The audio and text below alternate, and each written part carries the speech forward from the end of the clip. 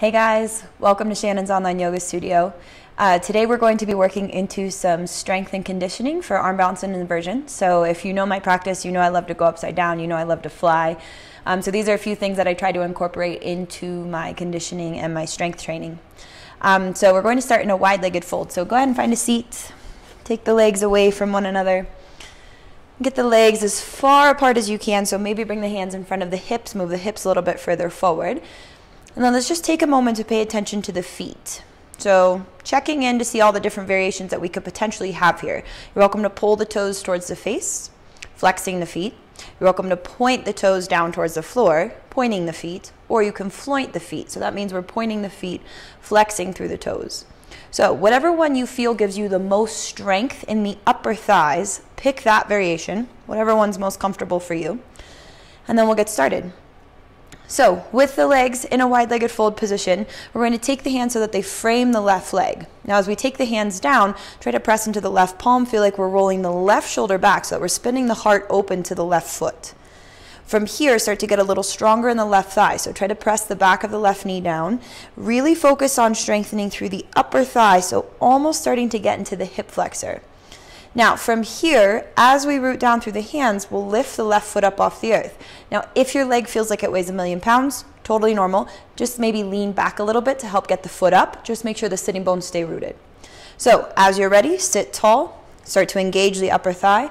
We'll lift the left foot up off the earth, and then we're going to take 5 circles clockwise, so to the outside for 5, 4, 3, 2, 1. Switch it out to the inside. 1, 2, 3, 4, 5. Set the heel back down, bend into the right leg, bring the sole of the foot to the inner thigh.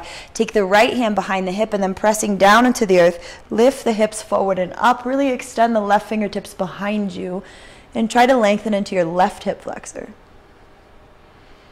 And as you're ready, slowly lower the hips back down, come into that wide-legged fold position. So if you happen to have cramped up in the left thigh, totally normal. It's not very often that in our daily life we lift a left leg straight simply from the strength of the upper thigh and the hip flexor. So unless you were a dancer, a gymnast, an ice skater, this is probably pretty new to your body. So take it easy. Lean a little further back on the side if that will help you to lift.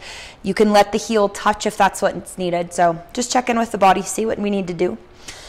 Let's take the hands so that they frame the right leg, this time trying to roll the right shoulder back so the heart spins open towards the foot. Feel yourself rooting down through the sitting bones. Start to get stronger into the upper part of your leg.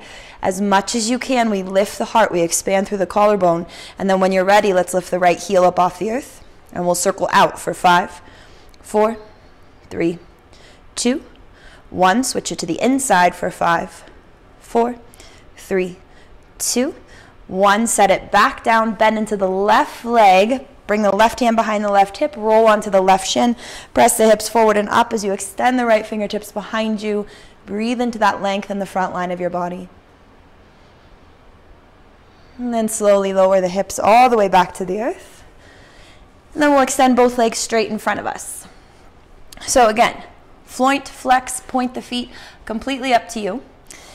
Sit as tall as you can and then try to move the hands so they're more in line with the knees. If you want to take this a little bit further, you can have the fingertips so that they lightly touch the earth in line with the calves.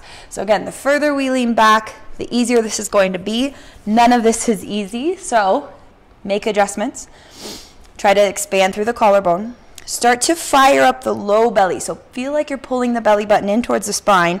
Get even stronger through the thighs. Start to work that strength towards the hip flexor. And then when you're ready, let's lift both feet up off the earth.